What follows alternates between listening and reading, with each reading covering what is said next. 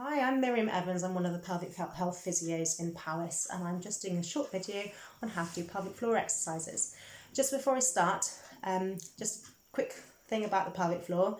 Pelvic floor exercises are not just floor exercises on the floor. The floor is the floor of your pelvis. So if you imagine around your pelvis being a bony ring, and in the centre of that ring is a hollow, and the pelvic floor fills that hollow. So the pelvic floor zips from your tailbone forward to the pubic bone, it goes from seat bone to seat bone, and it also weaves around to cover the whole of that gap. It's not just one muscle, it's a group of muscles, so it's a fairly thick muscle as well. It has the function of supporting everything up above, so your abdominal organs and your pelvic organs, and it also has the function of making sure that your bladder and bowels function effectively. So it is really, really important, and it's important to make sure that it's strong, but pelvic floor is not always weak. So for a lot of people it might be weak, but for a lot of people it's just not working properly, or it's overactive as well for a lot of people. If it's not working properly or it's overactive, often that's because the other muscles around the pelvis are not functioning properly. So the pelvic floor doesn't just work on its own. It works most effectively when your bottom muscles, your glutes, are working well, and your lower abdominals, which you might have been told about as being referred to your transverse abdominals, if they're functioning well as well, then the three of them work together. However, when you do your pelvic floor exercises to strengthen just the pelvic floor, you don't want to be squeezing your bum like this and lifting up. No one should be able to tell that you're doing your pelvic floor exercises if you're doing them correctly.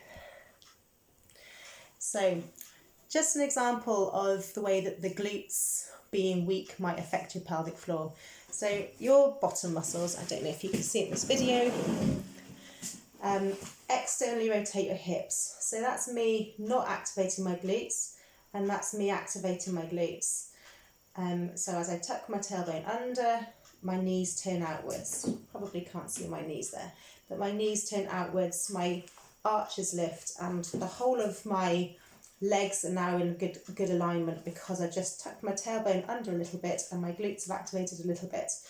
Now, if those glutes, which that part of the glutes are the external rotator function, if the external rotators of your hips are not working, the internal rotators of the hips will do a lot more work. And the pelvic floor, posterior part of the pelvic floor, so that's the bit that goes around your anus, is one part of that internal rotator group.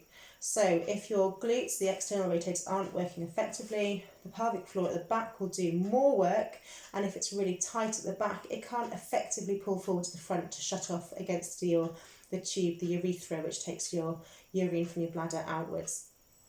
So it might appear that you have a weak pelvic floor, and actually it's just not working properly. So it is important to look at all groups. But for today, I'm just going to be talking, for this session, I'm just talking about the pelvic floor. Another thing that we know about the pelvic floor is it works really well with your breathing muscles, your diaphragm particularly. So if you're holding your breath while you're doing your pelvic floor, then you're probably not getting a good pelvic floor contraction. It can't work well if you're holding your breath. So while you're doing your pelvic floor, you can practice breathing exercises, you can practice breathing into your belly, breathing into your ribs, but make sure that you are breathing and you're not holding your breath as you do it.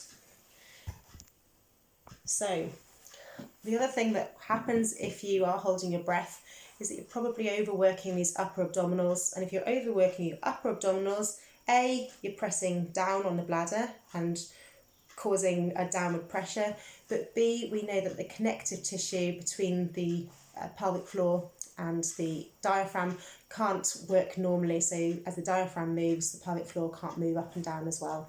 So you can get inhibition of the pelvic floor muscles through overactivity here or not breathing properly. So when you do your exercises, the position that you sit in or lie in is really important. If you are postnatal and you're starting immediately and you've got a bit of trauma down below and it feels sore, you don't have to do them sitting. You can do your pelvic floor exercises lying in bed. You might find it comfortable to lie back against some pillows, but have some pillows under your knees as well so that your knees are slightly bent, and then have a go at them in that position, or lying on your side with your knees bent up. Now, the position that you're in for doing your pelvic floor exercises makes all the difference to how you do them. So for a lot of people, they say, well, my pelvic floor, I've been doing my exercises and it's not doing anything. And when I look at them doing them, they're just doing them in one position, which is sitting upwards or slightly backwards. Now, if you we'll have a go at doing your exercises now. So to do the pelvic floor, first of all, you need to imagine that you're stopping yourself passing wind. So if you can have a go at that and just feel your anus lifting up. Okay, that's where you'll probably feel it. And then you need to be able to pull it forward so that it goes all the way to the front to press against your urethra, which is the tube that goes from your bladder outwards. So if you just imagine pulling forward as though you're going up in a lift. So you squeeze as though you're stopping yourself passing wind, and then you feel it come forward as though you're stopping yourself passing wee. So start with it at the back and it should zip forward all the way to the front. Now just be mindful that if you're sitting upright, you should be able to feel it the whole way forward. If you're leaning back in your chair and have a squeeze, you'll just feel it mostly in the anus. Okay?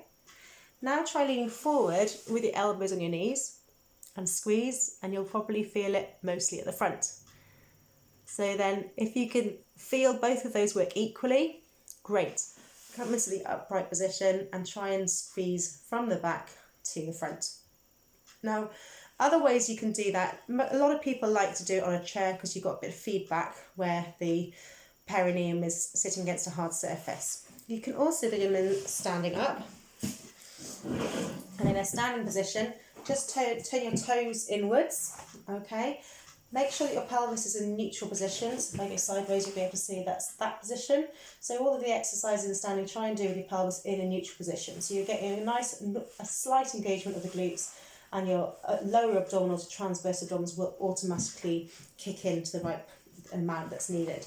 So you've got your pelvis in a nice neutral position, not too far forward, and you're just going to turn your toes right in, and you'll squeeze your pelvic floor, and hopefully you'll feel that mostly at the front of the vagina.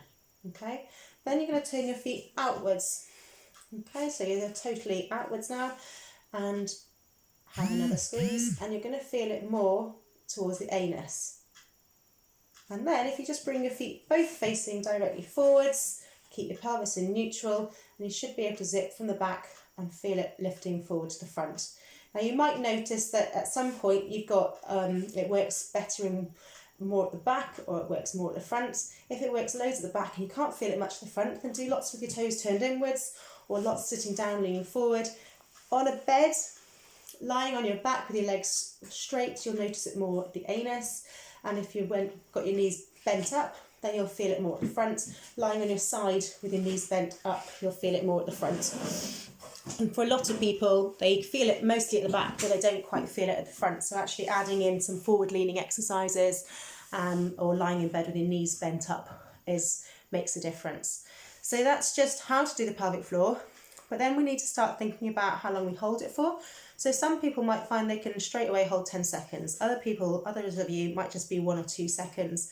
It doesn't matter, but you start off with what you have as your objective, and hopefully you'll see some improvement from that as the time goes on. So to stop you breathing, let's practice. A nice way, if you think, well, I'll just do it and I'll build up, and you're finding that you can't build up because you can't get any further than your breath hold, is to breathe in first of all without doing any pelvic floor. As you breathe out, lift your pelvic floor up, okay? And as you breathe in, let it go. As you breathe out, lift it up. It stops you holding your breath by pulling your pelvic floor in and we'll hold breathing in. So you breathe in, let it go, and breathe out, and lift it up. And by doing the breathing as well, particularly into your ribs, into your belly, you're releasing the diaphragm, so you're going to get a better pelvic floor contraction. Now you can progress that a bit, and if that was fine, you're breathing in, breathe out, lift it up. Keep it up as you breathe in. See if you can keep it up as you breathe out. And let go. So you might find that you get that far. And if you want to try again, you could do another breath as well. So you're aiming for around about 10 seconds, which is about 2 to 3 breaths, depending on how long you hold your breath for. So Making sure you breathe is really important. Did you see I wasn't rising up and down when I did my pelvic floor? You shouldn't feel your bottom clenching. You should be able to feel your tummy moving. You're letting go of this muscle here. You're not holding it too much. And you should be able to then progress your pelvic floor.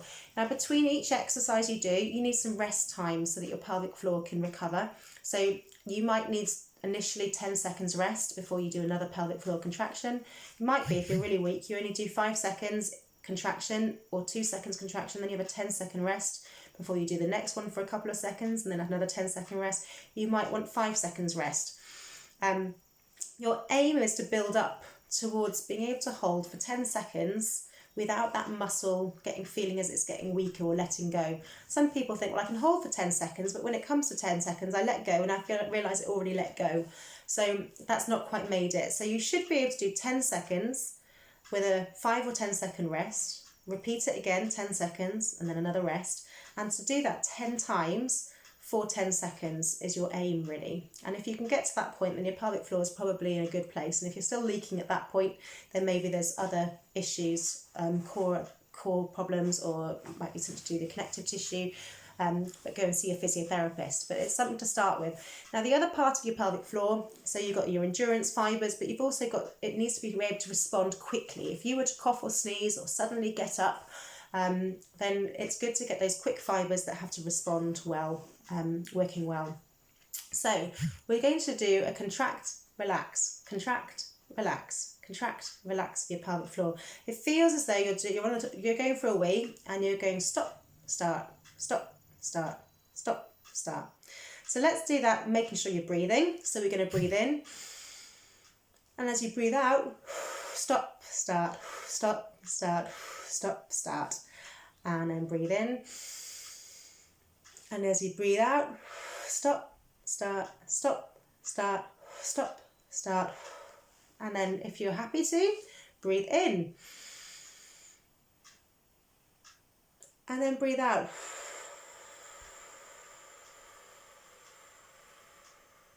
And relax. So then you can make it quicker and quicker so that you might even be able to do stop, start, stop, start, stop, start, stop, start with your pelvic floor. So you're just trying to increase the reactivity of it. As it gets stronger and it starts working normally, you shouldn't need to think about doing it, because it should, when you cough or sneeze, because it should just react. But in the meantime, if you've got any weakness when you cough or sneeze, just be mindful to think, oh, pelvic floor in as you cough, or pelvic floor in as you sneeze. But as it also works with that group, try and find that neutral pelvis when you're coughing or sneezing, and that means that you're less likely to squeeze with your upper tummy muscles, which will make you leak. So it's always thinking that pelvic floor is really important to get strong, but you've got to be mindful of what these muscles here are doing as well. If you are postnatal and you're still getting symptoms at 6 weeks, so you're still leaking, or you've got some prolapse symptoms, or anything you're not happy about, or you're not progressing, then do talk to your GP at your 6-week check, or get a referral to see a pelvic health physiotherapist around you. And just remember that the muscles take time to strengthen, so don't get impatient. What you're looking for is improvement. If you, after a couple of weeks, you reach a plateau where you're not improving, then seek further advice. Maybe look at the core exercises video that I'm going to put up as well. Have a go at those, because it might be that you need to strengthen your core more. But if you're still reaching a plateau, get a referral to see a women's health physio, pelvic health physio, and give it time. So we normally look at, you should be getting some improvement within a few weeks. You should be getting a good improvement by 3 months, but it can take up to 8 or 9 months before you get full strength. So don't be disappointed if it's taking a long time. Just be patient. But if nothing's happening, get a referral. If you've got any questions, get a referral. So hopefully that's given you some ideas. But always exercise your pelvic floor if you can, between 3 and 5 times a day. Find a routine that works for you. So I'm hopeless at remembering to do exercises, so I have to remember almost whenever I go to open a door or I pick up the kettle, I squeeze my pelvic floor in as I'm doing it. Making it functional means that you're more likely to do it for longer. I will, if I'm picking anything up heavy, or if I go and cough or sneeze, I try and squeeze my pelvic floor in. I tuck my tailbone under a little bit so that I'm helping that to work normally as well. And trying to find a routine. It might be that when just before you eat your meals, you do it, or when you're making a cup of tea, you do pelvic floor then. but it's around about 3 to 5 times a day, doing your 10 for 10 seconds, up to 10 seconds. Don't worry if it takes longer, and doing your 10 quick squeezes as well. And hopefully that will be enough for you. So goodbye.